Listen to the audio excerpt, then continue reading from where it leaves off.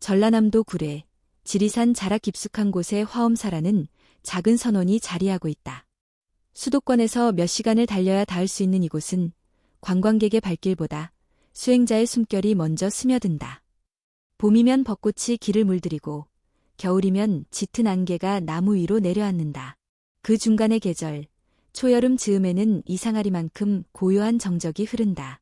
바람조차 말을 아끼는 것처럼 느껴지는 새벽, 한 가지 이야기가 이 고요를 깨뜨렸다. 화엄사에는 30이 채 되지 않은 젊은 스님이 있었다. 속명은 알려지지 않았고 법명은 선우. 그는 고아였다.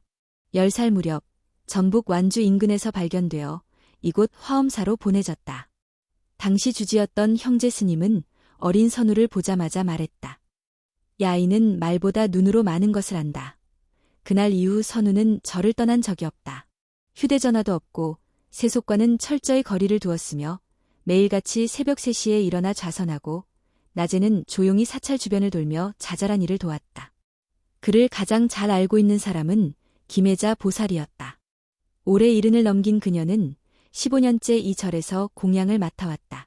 새벽마다 마당을 쓸고 아궁이에 불을 지피며 가장 먼저 일어나는 이였다.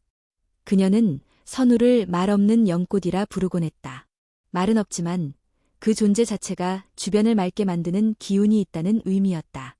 그날도 여느 때처럼 이른 새벽이었다.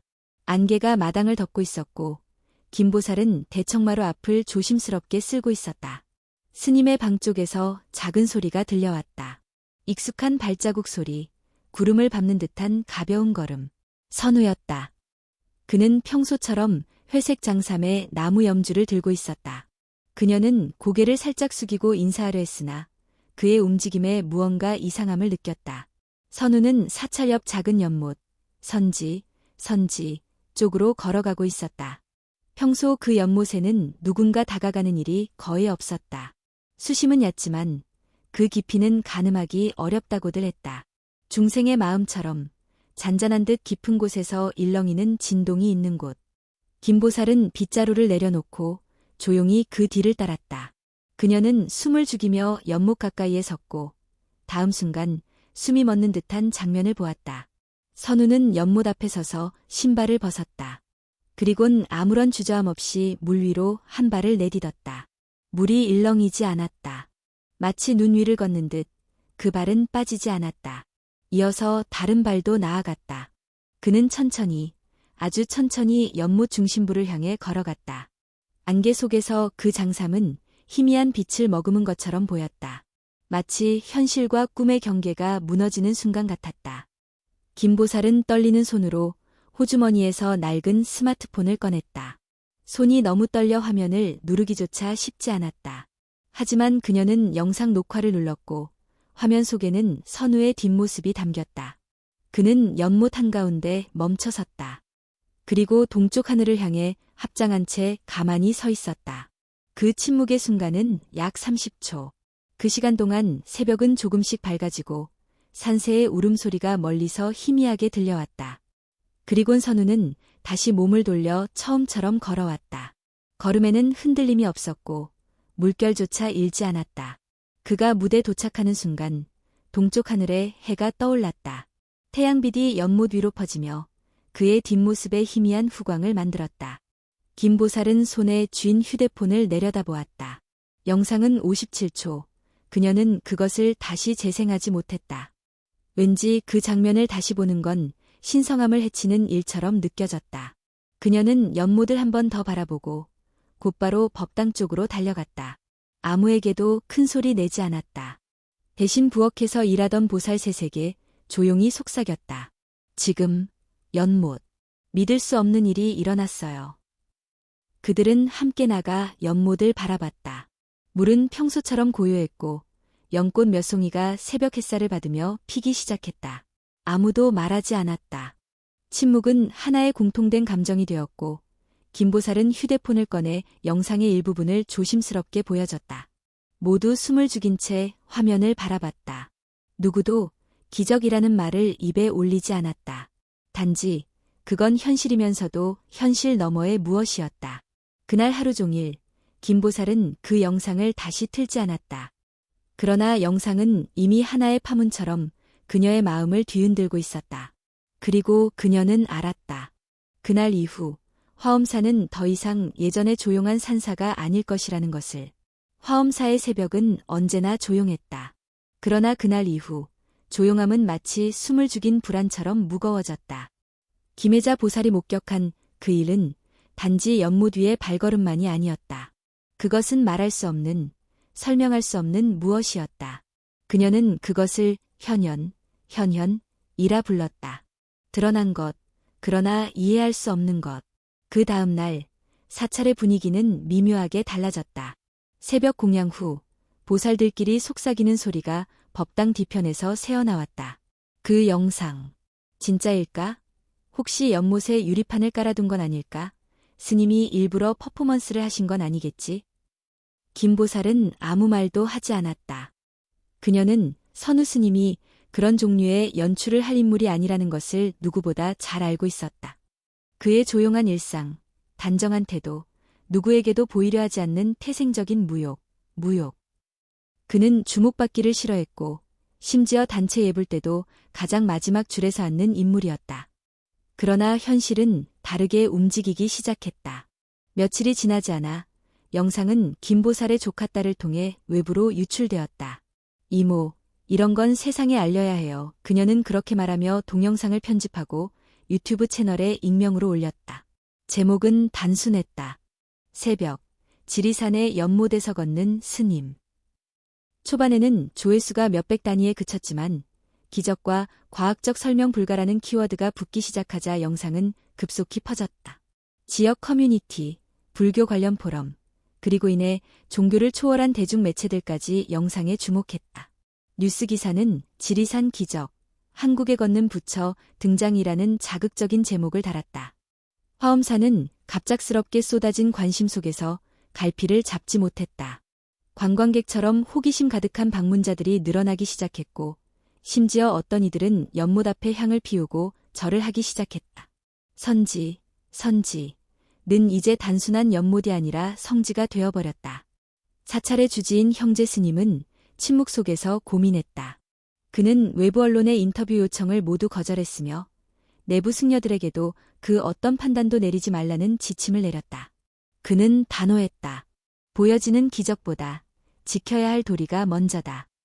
하지만 그와는 반대로 일부 젊은 승려들은 우려를 감추지 않았다. 그들은 밤마다 연못을 둘러싸며 경계했다. 혹시 장난이 아닐까? 유리판이나 플라스틱 구조물이 있을 수도 있잖아. 그들은 손전등을 들고 연못 바닥을 살폈지만 아무것도 발견할 수 없었다.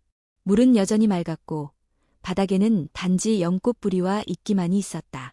이러한 와중에 화엄사의 전산 시스템을 관리하던 한준호 제가불자가 움직이기 시작했다.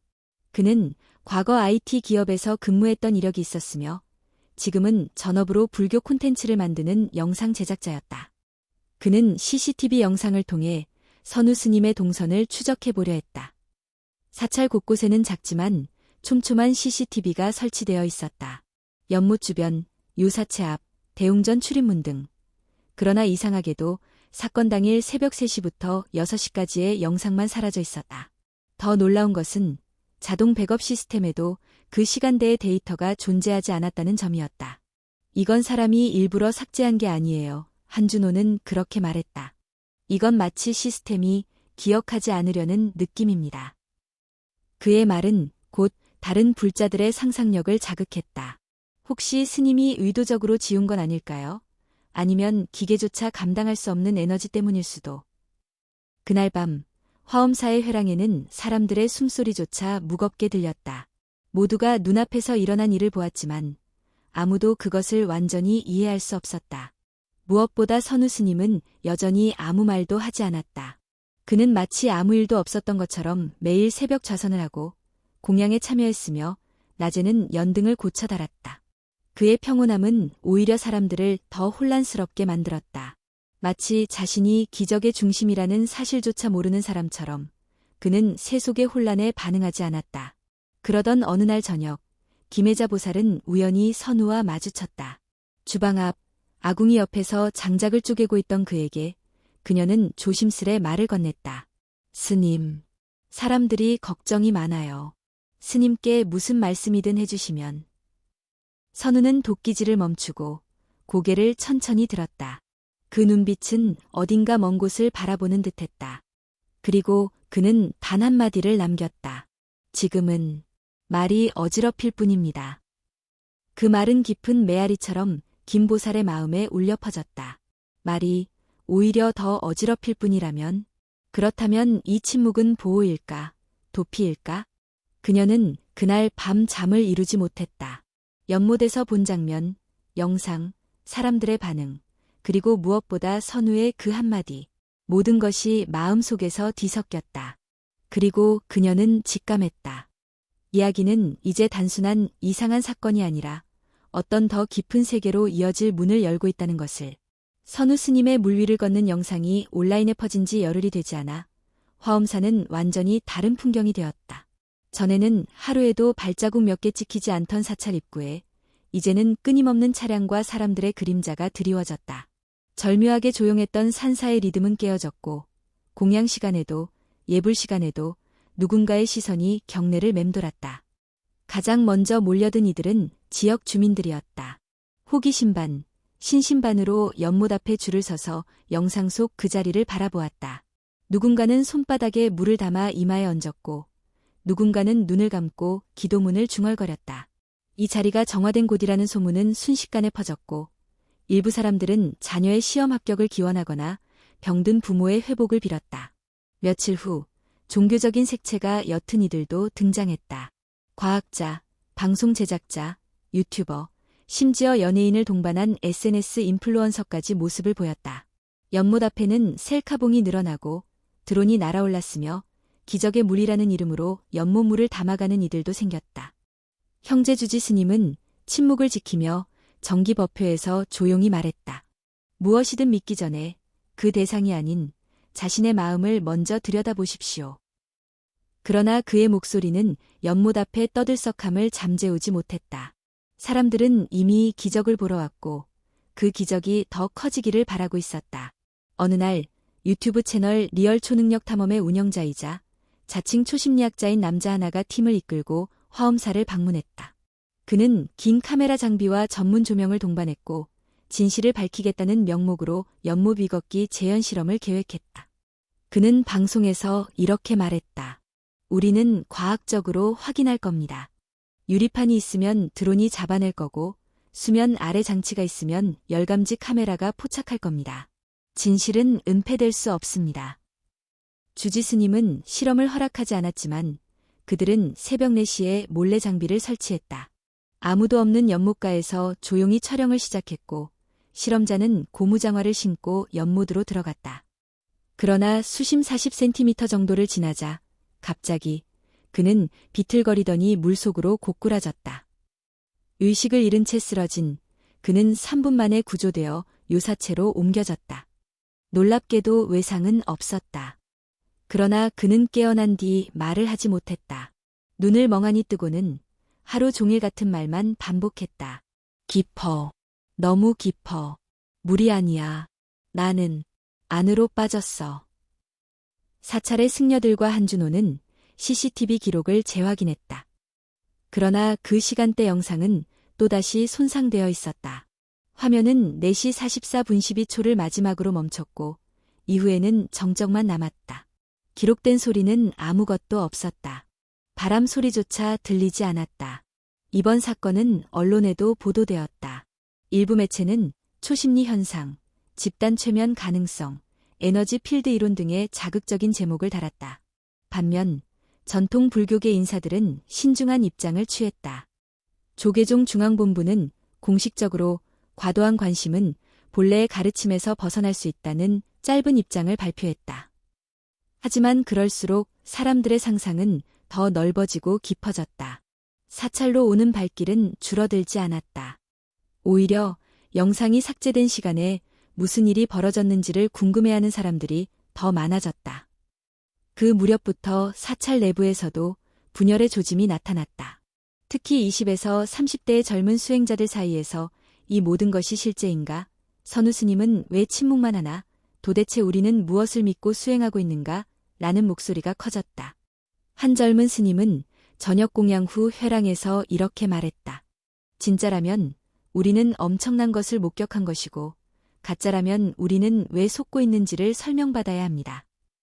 다른 스님은 반박했다. 진실은 외부에 있지 않습니다. 우리 내면이 진실을 반영하는 거예요. 지금은 그저 흔들리는 마음만이 문제입니다. 이러한 논쟁은 곧장 선우 스님의 방 앞까지 이어졌다. 몇몇은 스님에게 진실을 말해달라며 메모를 남기기도 했다. 그러나 방은 늘 닫혀 있었고 그 누구도 대답을 들을 수 없었다. 김혜자 보살은 이 모든 상황을 조용히 지켜봤다. 그녀는 연못에서 본 그 장면을 떠올리며 조용히 중얼거렸다. 진짜든 가짜든 그 순간만은 세상 그 무엇보다 맑았어. 그녀는 본능적으로 알고 있었다. 지금 사람들이 보고 싶은 건 기적이 아니라 확신이었다. 하지만 기적은 설명되지 않는 순간에 피고 확신은 침묵 속에서 스스로 발견해야 하는 것이었다. 그리고 바로 그날 밤 또 하나의 이상한 일이 벌어졌다. 새벽 3시 33분 대웅전 앞에 설치된 동종이 울렸다. 아무도 그 종을 친 사람이 없었다. 감시 카메라는 꺼져 있었고 바람조차 불지 않았다. 종은 정확히 3번 묵직하게 울린 뒤 멈췄다. 그 소리에 놀라 잠에서 깬 김보살은 문을 열고 나와 마당을 바라보았다. 그리고 본당 계단 아래에 한 사람이 무릎 꿇고 앉아있는 것을 보았다. 등허리가 굽은 여자였다. 사찰에서 자주 보이는 방문객 중 하나였다. 그녀는 흐느끼고 있었다. 김보살이 조심스레 다가가자 여자는 떨리는 목소리로 말했다. 그 사람이 떠난다고 말했어요. 내 꿈에서 나는 이곳을 떠날 준비가 되었다고. 그 말은 바람처럼 퍼져나갔고 사찰 안에는 설명할 수 없는 침묵이 다시 감돌았다. 무언가가 끝을 향해 가고 있었다. 그리고 동시에 더 깊은 무언가가 열리고 있었다. 새벽의 종소리가 사라지고 난 뒤 화엄사는 하루 동안 무언가 붙잡을 수 없는 기운에 휩싸였다. 말수는 줄었고 수행자들의 걸음도 무거워졌다. 일상은 여전히 반복되고 있었지만 그 안에서 느껴지는 감정은 점점 묘해지고 있었다. 누구도 정확히 설명할 수는 없었지만 모두가 느꼈다. 어떤 문이 열리고 있다는 것을. 다음 날 아침 김혜자 보살은 절 뒷마당 장독대 옆에서 몇몇 보살들과 나무를 다듬고 있었다. 그중 한 명이 조심스레 말을 꺼냈다. 보살님, 오늘 새벽에 꿈을 꿨어요. 아주 선명하게. 선우 스님이 나오셨죠. 다른 이들도 깜짝 놀란 눈으로 고개를 들었다. 그리고 놀라운 사실이 이어졌다. 그 자리에 있었던 7명의 사람 모두 지난 밤거에 동일한 꿈을 꾼 것이었다. 그 꿈은 이러했다. 새벽 어스름 속 안개가 깔린 지리산 자락에 한 사람이 서 있었다. 그는 회색 장삼을 입은 채 두 손을 합장하고 있었고 눈을 감은 상태였다. 그 주변은 침묵으로 가득했고 공기는 얼어붙은 듯 고요했다. 그는 천천히 입을 열었다. 의심이 길어지면 존재는 사라진다. 나를 찾기 전에 너 자신을 찾아라. 그리고 그 말과 함께 그의 형체는 천천히 안개 속으로 녹아들듯 사라졌다. 보살들은 서로의 말을 확인하며 숨을 삼켰다. 이 꿈이 우연이 아닐 수도 있다는 공포 아닌 공포, 기대 아닌 기대가 그들을 짓눌렀다. 누군가는 눈시울을 붉혔고 누군가는 염주를 더욱 세게 움켜쥐었다. 소문은 빠르게 퍼졌다. 수행자들 사이에서도 이 꿈을 꾼 자들이 있었다. 그들은 그저 고개를 끄덕이며 서로를 바라보았다. 무언가 설명할 수 없는 일이 벌어지고 있었다. 그것은 신비를 넘어 존재의 본질을 뒤흔드는 일이었다. 그날 오후 한준호는 조심스럽게 선우 스님의 방을 찾았다. 문은 여전히 굳게 닫혀 있었고 안에서는 아무런 인기척도 느껴지지 않았다. 그는 문 앞에 종이에 짧게 적어두었다. 스님, 어젯밤 우리는 모두 같은 꿈을 꾸었습니다. 이건 스님께서 원하신 걸까요? 메모는 문틈으로 밀려 들어갔지만 대답은 없었다. 그날 저녁 또 한 명의 방문자가 사찰에 도착했다. 그는 백발이 성성한 노승으로 이름은 알려지지 않았지만 불가에서는 백년 대사라는 이름으로 불렸다. 그는 그 어떤 연락도 없이 홀로 찾아왔고 도착하자마자 주지 스님에게 말했다. 나는 이 산의 기운을 따라왔습니다. 잠시 이곳에 머물 수 있겠습니까? 형제 스님은 깊은 예를 표하며 방을 내주었고 백년대사는 단 하나의 조건만을 붙였다. 나는 이틀 밤 선우 스님의 방 앞에서 좌선을 할 것입니다. 그가 내게 말을 걸면 좋고 아니라도 괜찮습니다. 그날 밤부터 백년대사는 스님의 방 앞 작은 처마 밑에 앉았다. 눈을 감고 두 손은 무릎 위에 얹고 아무런 움직임 없이 그저 숨만 내쉬며 시간을 보냈다. 바람은 그의 옷자락을 스치고 먼지조차 가까이 다가가지 못하는 듯했다. 첫째 날은 아무 일도 없었다. 둘째 날 밤 자정이 지나고 1시쯤 되었을 무렵 안에서 작은 인기척이 들렸다. 문이 열리지는 않았지만 누군가 문 앞에 다가온 듯한 기운이 느껴졌다. 백년대사는 천천히 눈을 떴고 작게 읊조렸다. 당신은 이미 세 번째 문을 열었습니다. 다만 그 문을 나가면 다시 돌아올 수 없습니다. 안에서는 아무 말도 없었다. 그러나 잠시 후 바람이 불지도 않았는데 문풍지가 가볍게 흔들렸다. 그날 새벽이 밝을 무렵 백년대사는 자리를 떠났다. 떠나기 전 형제 스님에게 한마디만을 남겼다. 그는 이미 존재의 깊은 층으로 들어갔습니다. 몸은 이곳에 있어도 의식은 다른 경계에 있습니다. 조심하십시오.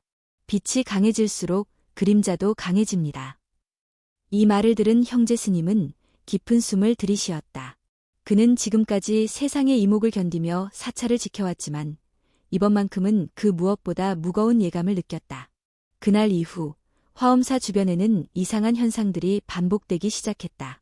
밤마다 연못 근처에서 희미한 종소리가 들렸고 누군가는 잠결에 누군가 걷는 소리를 들었다고 말했다. 한 수행자는 자신의 좌선 중 선우 스님과 눈을 마주쳤다고 했다. 그러나 그날 스님은 방에서 한 걸음도 나오지 않았다는 것이 분명했다. 사람들은 다시 두려움을 느끼기 시작했다. 처음엔 신비였고 다음은 기적이었지만 지금은 두려움과 혼란이었다. 믿고 싶으면서도 믿기 어려운 것, 가까이 다가갈수록 사라지는 형체. 선우 스님의 존재는 이제 현실인지 전설인지조차 모호해져 갔다.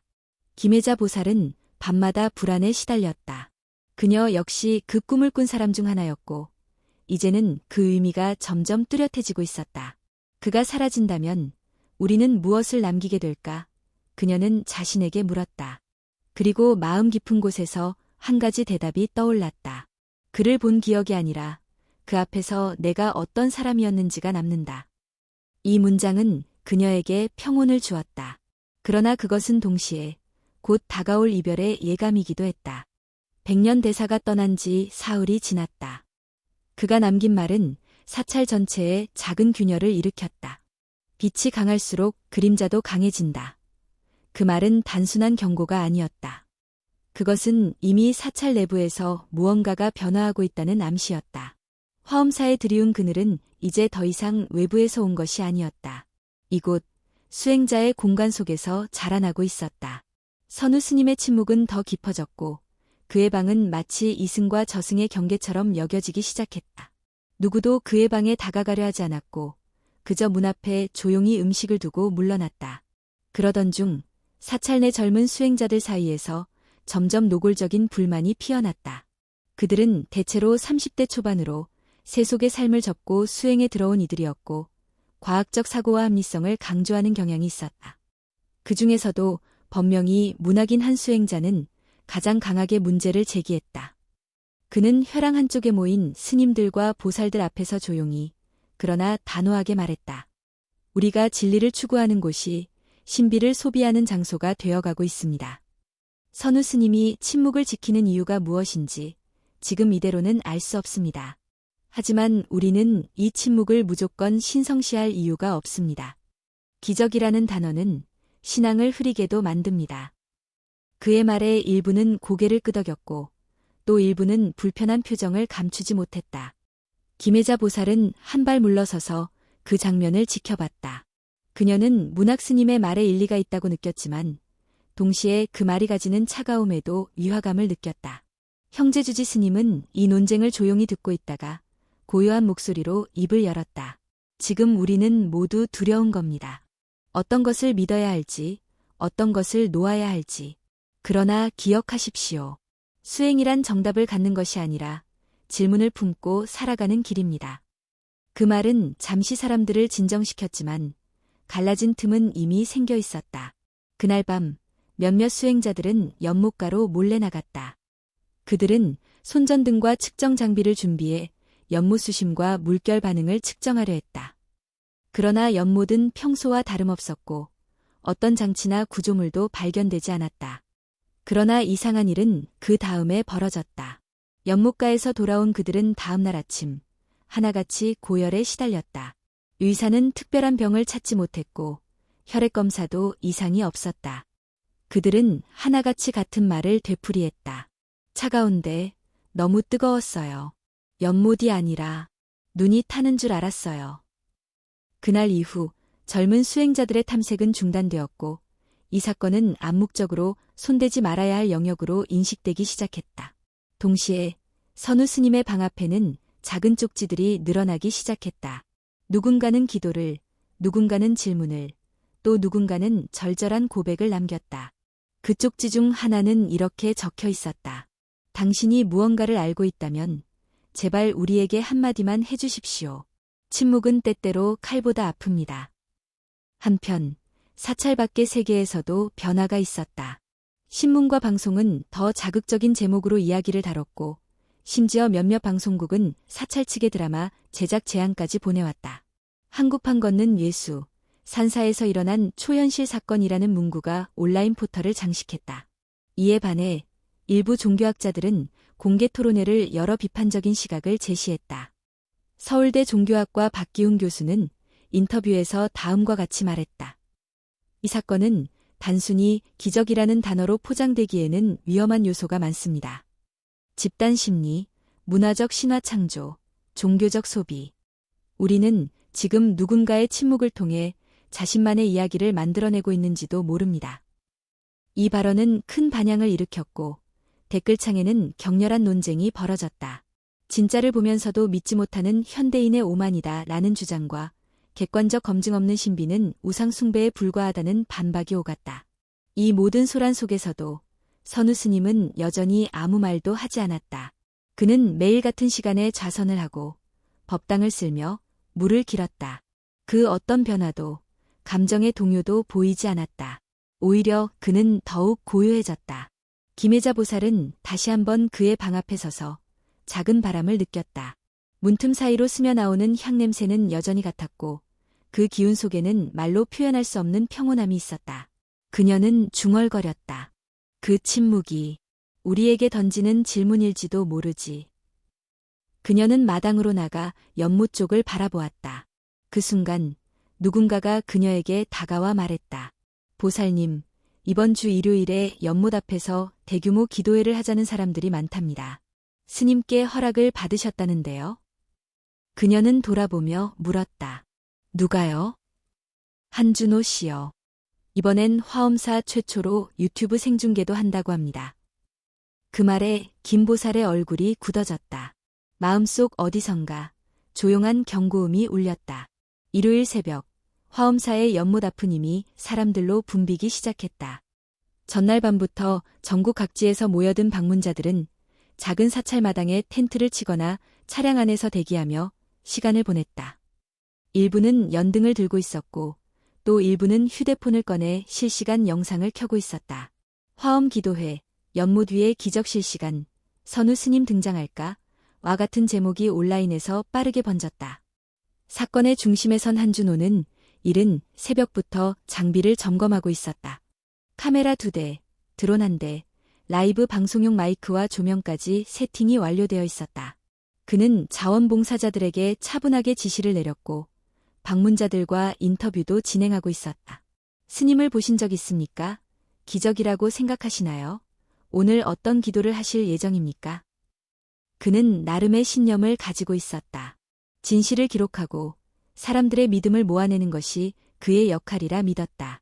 그러나 동시에 그의 시선은 어느 순간부터 사람들의 반응보다 시청자 수를 더 자주 확인하고 있었다. 형제주지 스님은 법당에서 나와 연못가 상황을 지켜보았다. 그는 모든 것이 너무 빨리, 너무 멀리 갔음을 직감했다. 작은 물결 하나가 시작되어 이제는 거대한 해일이 되어 돌아오고 있었다. 그는 몇 번이나 기도회를 중단할지 고민했지만 이미 수백 명이 모여버린 지금 무리하게 저지할 경우 더 큰 혼란이 일어날 수도 있었다. 그는 대신 행사 시작 전 간단한 법문을 허락받아 마이크 앞에 섰다. 이 자리는 본래 고요함을 지키는 공간입니다. 오늘 이 자리에 오신 모든 분들이 그 고요함을 해치지 않기를 바랍니다. 기적은 눈으로 보는 것이 아니라 마음으로 만나는 것입니다. 사람들은 조용히 고개를 끄덕였지만 스마트폰을 내리는 이는 거의 없었다. 손에 든 기기 너머에서 기적이 포착되길 바라는 눈들이 화면에 집중되어 있었다. 기도회는 오전 6시에 시작되었다. 낭독되는 반야심경이 연못가에 울려 퍼졌고 수백 명의 목소리가 한데 모였다. 사람들은 두 손을 모으고 연못 중앙을 바라보았다. 연꽃은 여전히 피어 있었고 물은 조용했다. 바람도 없었다. 그러나 그 고요 속에는 이상한 떨림이 서려 있었다. 30분쯤 지나자 하늘이 갑자기 흐려졌다. 짙은 구름이 산 너머로 몰려들었고 햇살은 순식간에 가려졌다. 사람들은 우산을 펴려다 멈췄다. 빗방울이 떨어질 것 같은 기운은 있었지만 단 한 방울도 떨어지지 않았다. 그때였다. 연못 중앙이 아주 천천히, 아주 조용히 일렁이기 시작했다. 처음에는 미세한 파문이었다. 그러나 곧 물결이 둥글게 퍼지며 중심에서 안개 같은 물기둥이 피어올랐다. 사람들은 숨을 멈췄다. 드론이 그 장면을 상공에서 포착했고 중계화면에는 미세한 빛이 수면 위를 따라 움직이는 모습이 포착되었다. 그리고 그 빛은 하나의 형체를 이루었다. 선우 스님이었다. 그는 연못 위에 서 있었다. 옷자락은 바람에 날리지 않았고 물결은 그의 발 아래에서 멈춘 듯했다. 그는 천천히 두 손을 모았고 고개를 숙였다. 수백 명의 사람들 중 누구도 말할 수 없었다. 그저 숨죽인 침묵만이 공간을 채웠다. 그는 마이크도 확성기도 없이 입을 열었다. 그러나 그 목소리는 어쩐지 모든 사람의 마음속에 직접 울리는 듯했다. 당신들이 보고자 하는 것은 나의 발걸음이 아닙니다. 진짜 보고 싶은 것은 당신 자신의 중심입니다. 그는 말을 멈추고 연못 위를 한 걸음 더 걸었다. 그리고 다시 멈췄다. 그 순간 연못 전체가 은은하게 빛났다. 물이 빛나는 것이 아니라 보는 사람의 눈에서 빛이 퍼져나오는 듯한 착각이 일었다. 누군가는 무릎을 꿇었고 누군가는 눈물을 흘렸다. 그러나 그 눈물은 경외도 두려움도 아니었다. 그것은 설명할 수 없는 정화의 감정이었다. 그러나 그 감정은 오래가지 않았다. 누군가의 외침이 공간을 찢었다. 저건 조작입니다. 바닥에 장치가 있어요. 사람들은 돌아보았다. 방송장비를 든 한 남자가 연못가로 뛰어들었다. 그는 전자장비를 들고 수면을 향해 던졌다. 그러나 그 순간 그 장비는 물에 닿기도 전에 공중에서 파열되듯 연기를 내뿜고 부서졌다. 사람들은 비명을 질렀고 몇몇은 뒷걸음질 쳤다. 선우 스님은 그 장면을 바라보지 않았다. 그는 그저 조용히 뒷걸음질 쳤다. 발끝이 연못 가장자리에 닿자 그는 몸을 돌렸고 천천히 무트로 걸어왔다. 마치 아무 일도 없었던 것처럼. 물은 그의 발자국을 남기지 않았다. 그가 육지에 오르자 하늘의 구름이 빠르게 흩어졌다. 햇살이 다시 내려앉았고 공기는 다시 따뜻해졌다. 사람들은 마치 깊은 꿈에서 깨어나는 듯한 표정으로 주변을 둘러보았다. 선우는 마당을 지나 법당 쪽으로 걸어갔다. 그를 막으려는 이도 말을 거는 이도 없었다. 그는 곧장 자신의 방으로 들어갔고 문을 조용히 닫았다. 그 후 다시 열리지 않았다. 연못 앞의 기도회 이후 화엄사는 다시 고요를 되찾은 듯 보였다. 그러나 그것은 겉으로만 그랬다. 내면은 흔들리고 있었고 사람들의 마음속엔 도저히 가라앉지 않는 물결이 일고 있었다. 기도회 다음 날 사찰은 문을 닫았다. 방문은 통제되었고 외부 인사나 기자도 더는 받지 않기로 결정되었다. 형제주지 스님은 사찰 전체에 공지를 내렸다. 모든 불자는 7일간 무건과 참선을 중심으로 수행에 집중하십시오.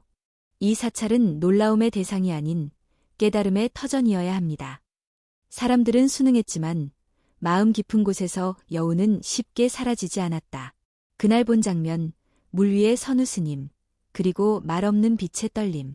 그것은 단순한 사건이 아니라 각자의 내면을 흔드는 경험이었다. 그러나 그 고요는 오래가지 않았다. 기도회가 열린 지 사흘째 되던 새벽, 법당 안에서 이상한 현상이 발견되었다. 대웅전 중앙에 모셔진 관세음 보살상의 눈가에서 마치 누군가 붓으로 그은 듯 선명한 붉은 자국이 흘러내려 있었다. 그것은 단순한 먼지도, 시간의 흔적도 아니었다. 그것은 분명히 젖어 있었고 빛을 받으면 붉게 반사되었다. 처음 그것을 발견한 이는 한 보살이었다. 그녀는 아침향을 피우러 법당에 들어왔다가 그 모습을 보고 그 자리에서 주저앉았다. 곧이어 형제 스님이 도착했고 손수 붓자국을 닦아내려 했지만 붉은 흔적은 마치 나무결 속으로 스며든 피처럼 지워지지 않았다. 이 소식은 순식간에 사찰 안으로 퍼졌고 다시 사람들의 마음을 뒤흔들었다. 보살님께서 우시고 계셔요. 이건 경고야. 우리가 뭔가를 잘못했어. 스님께서 침묵하시는 이유가 이 때문 아닐까요? 사람들은 저마다의 해석을 쏟아냈지만 누구도 확신을 갖지 못했다. 형제 스님은 이 현상에 대해 특별한 해석을 내놓지 않았다. 다만 그는 단 하나의 말만 남겼다. 지혜와 자비의 눈물은 그 어떤 침묵보다 무겁습니다. 그날 밤 또 하나의 이상현상이 벌어졌다. 사찰의 CCTV 시스템이 통째로 작동을 멈췄다. 모든 카메라가 새벽 4시 44분에 동시에 정지했고 저장 장치 또한 자동 백업을 남기지 않았다. 전력은 정상적이었고 기계에도 이상은 없었다. 단지 그 시각 이후의 기록은 존재하지 않는 것이 되었다.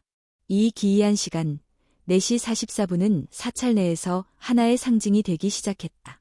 누군가는 그것을 부정의 숫자라 했고 또 누군가는 4와 연결지었다. 그러나 정작 수행자들 사이에서는 또 다른 해석이 퍼졌다. 4시 44분은 선우 스님의 의식이 바깥 세계와 연결되는 문이 열리는 시간이다. 누가 처음 말했는지는 알 수 없었다. 그러나 이상하게도 이 말은 모두에게 설득력을 가졌다. 그 이후로 몇몇 수행자는 매일 4시 40분이 되면 법당 앞에 앉아 조용히 좌선했다. 무언가를 보려 하기보단 무언가를 듣기 위해, 아니면 그저 그 시간이 두려웠기 때문일지도 몰랐다. 그 무렵 한준호는 더 이상 유튜브 영상을 올리지 않았다.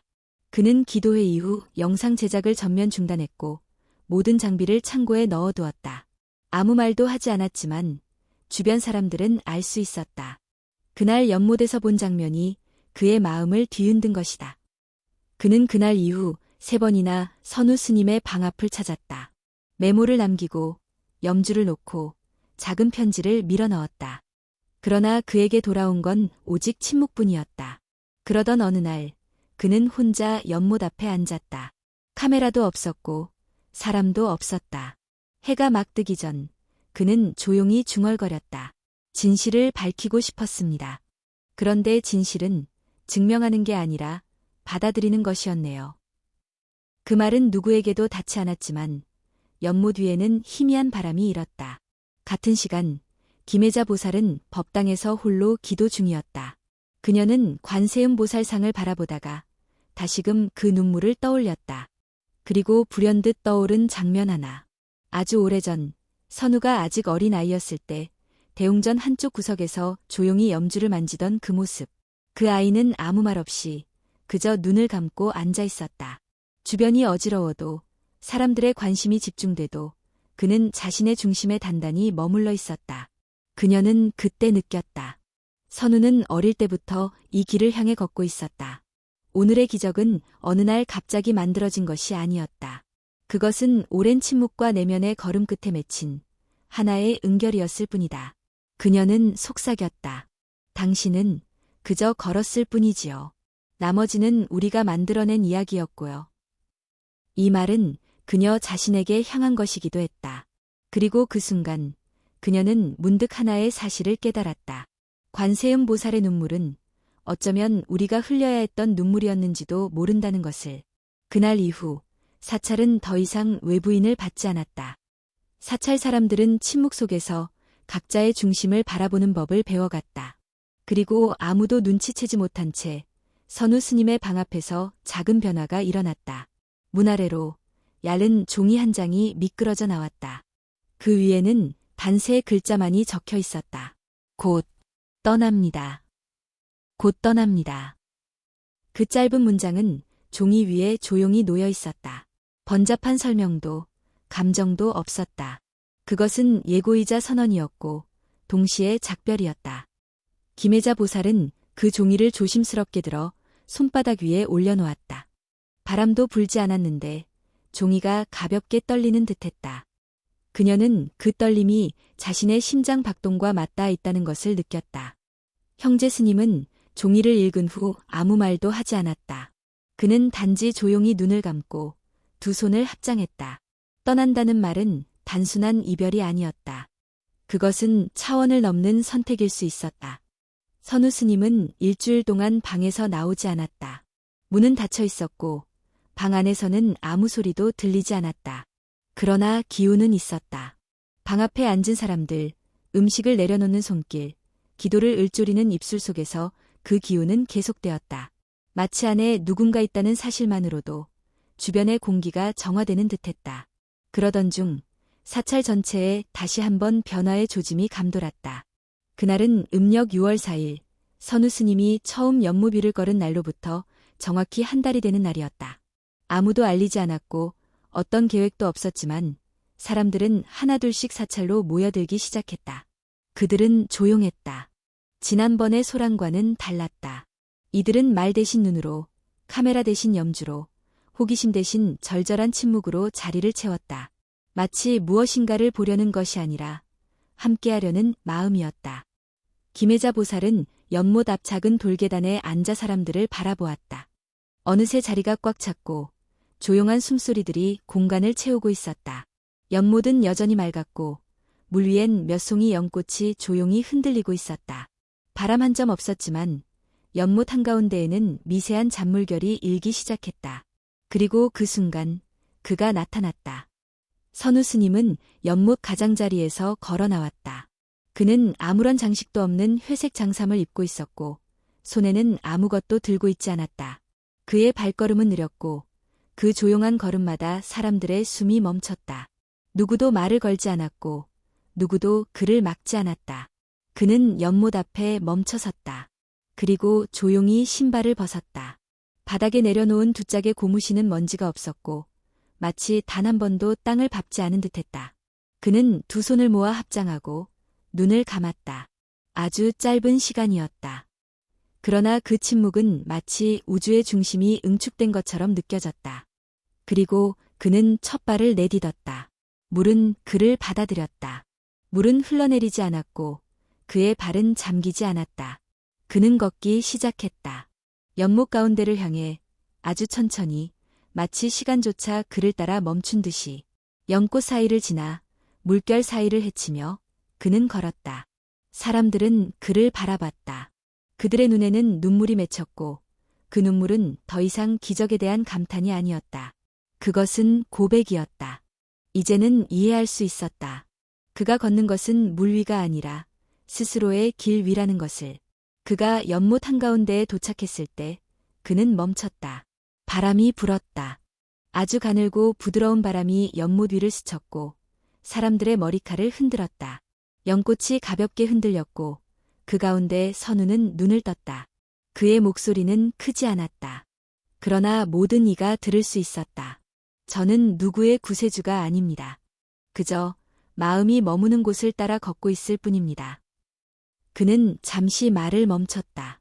그리고 다시 이어갔다. 이 모든 것은 제가 만든 것이 아닙니다. 여러분의 마음이 만든 것입니다. 여러분이 믿고 싶은 것, 보고 싶은 것, 그리고 받아들이지 못한 것, 그 모든 것이 저를 통해 드러났을 뿐입니다. 그는 고개를 숙였다. 이제 그 마음으로 다시 걸으십시오. 각자의 연못 위를. 비록 물이 깊고 어두울지라도 여러분 안에 있는 빛은 그걸 견딜 수 있습니다. 그는 마지막으로 합장을 했다. 감사했습니다. 그 말과 함께 그는 다시 걸음을 옮겼다. 이번에는 연못 반대편으로 사람들과 반대 방향으로. 누구도 그를 따라가지 않았다. 누구도 그를 부르지 않았다. 그는 물 위를 걸어 연못 끝 가장자리에 도착했다. 그리고 마지막 한 발을 내디디는 순간 그 자리는 안개처럼 스며들었다. 마치 물이 그를 삼킨 것이 아니라 그가 물과 하나가 된 것처럼. 그 자리에 발자국은 남지 않았다. 그리고 그는 사라졌다. 연못은 다시 평온을 되찾았다. 물결도 멈췄고 연꽃도 다시 고요히 자리를 잡았다. 사람들은 조용히 자리에서 일어났다. 울지 않았다. 대신 깊은 숨을 들이쉬고 조용히 고개를 숙였다. 김혜자 보살은 혼잣말처럼 속삭였다. 그는 어디로 간 걸까?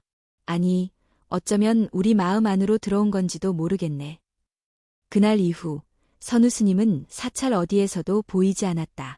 방은 그대로였고 짐도 변한 것이 없었다. 그러나 그는 더 이상 이 세상의 형체로는 존재하지 않았다. 형제 스님은 법당에서 조용히 법문을 남겼다.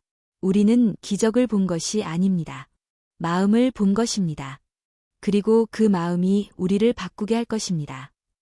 선우 스님이 사라진 이후 화엄산은 며칠 동안 숨을 멈춘 듯 조용했다.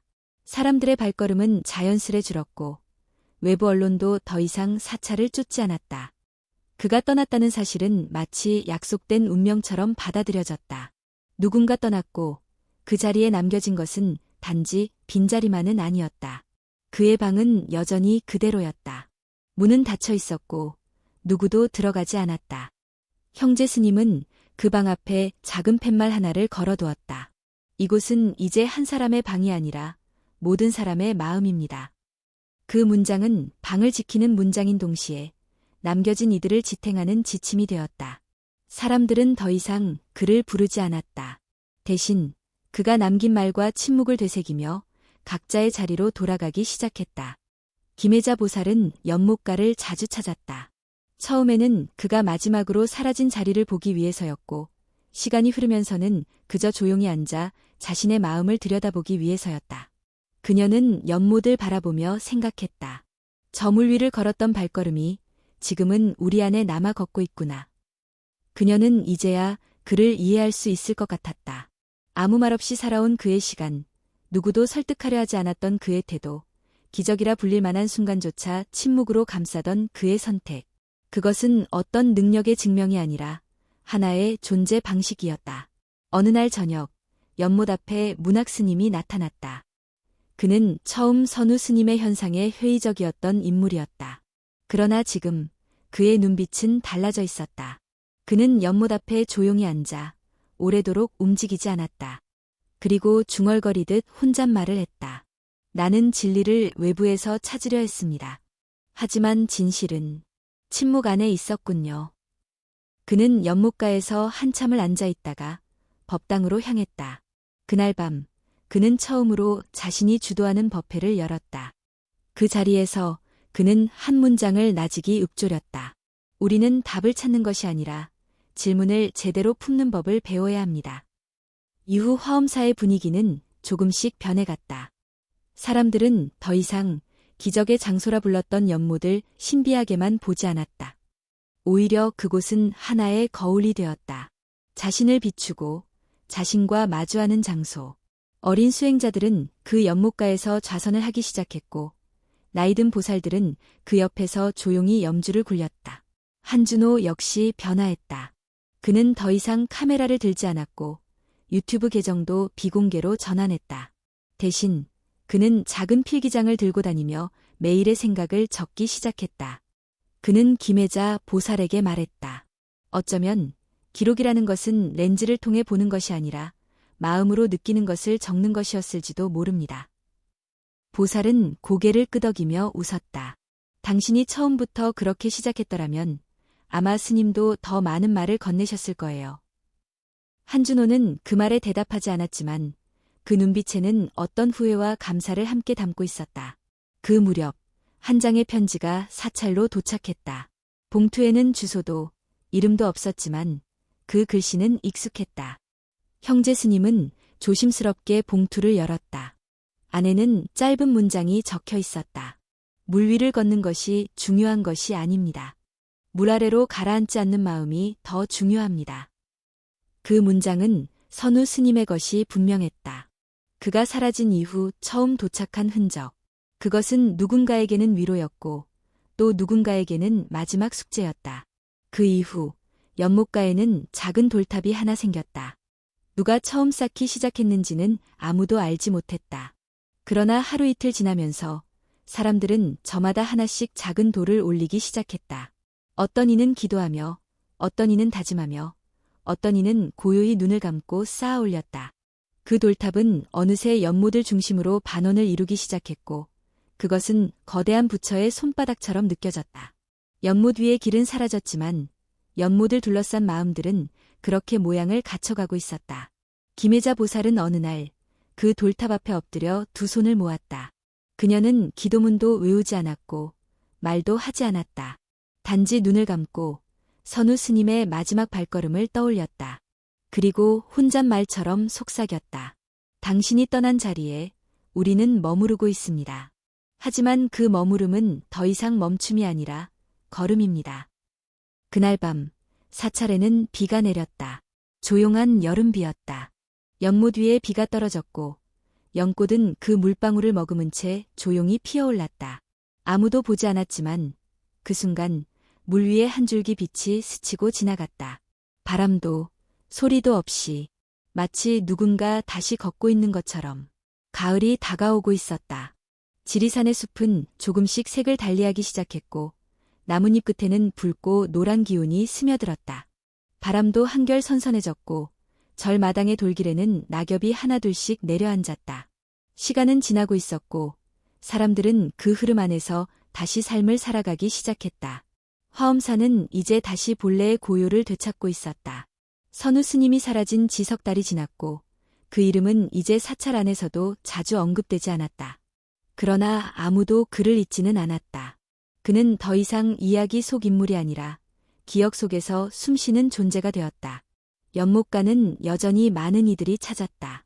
예전처럼 붐비지는 않았지만 한두 사람씩 조용히 다녀가곤 했다.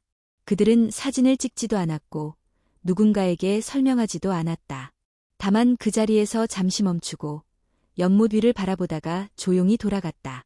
김혜자 보살은 어느 날 아침 연못 옆 작은 평상에 앉아 있었다. 그녀는 오래전부터 그 자리를 자주 찾았다. 처음엔 선우 스님이 그리워서였고 시간이 지나면서는 그 자리를 통해 자기 자신을 만나는 습관이 되었다. 그녀는 염주를 굴리며 속으로 조용히 기도했다.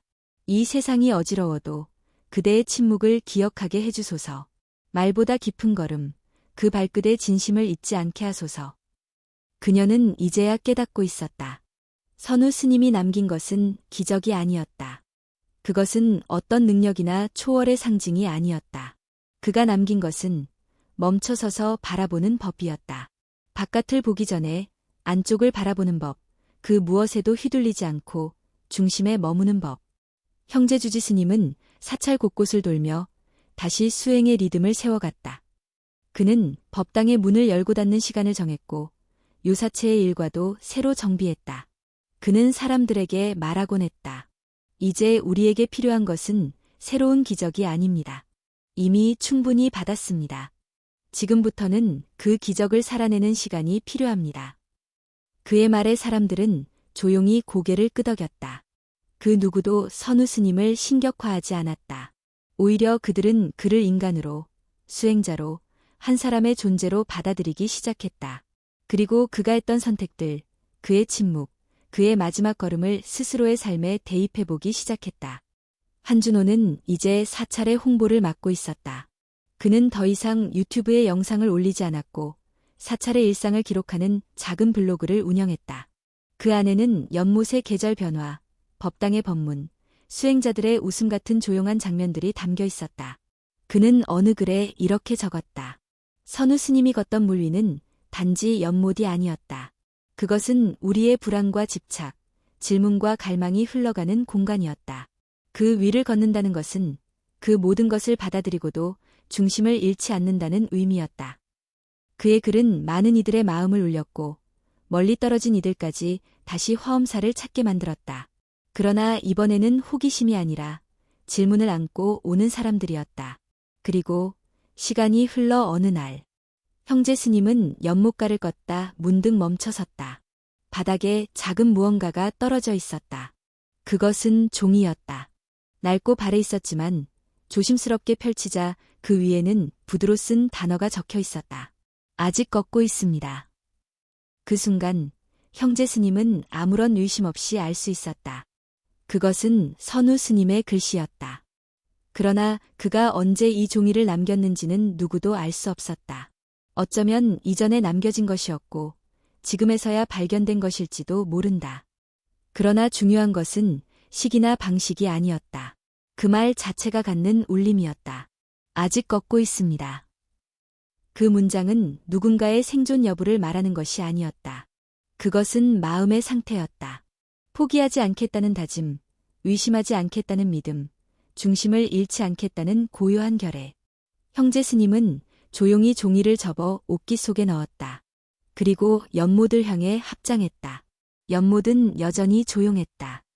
그러나 그 조용함 속에는 수많은 마음의 걸음이 담겨 있었다. 사람들이 보지 못하는 시간에도, 들리지 않는 밤에도 그 걸음은 계속되고 있었다. 물 위든, 땅 위든, 마음 속이든.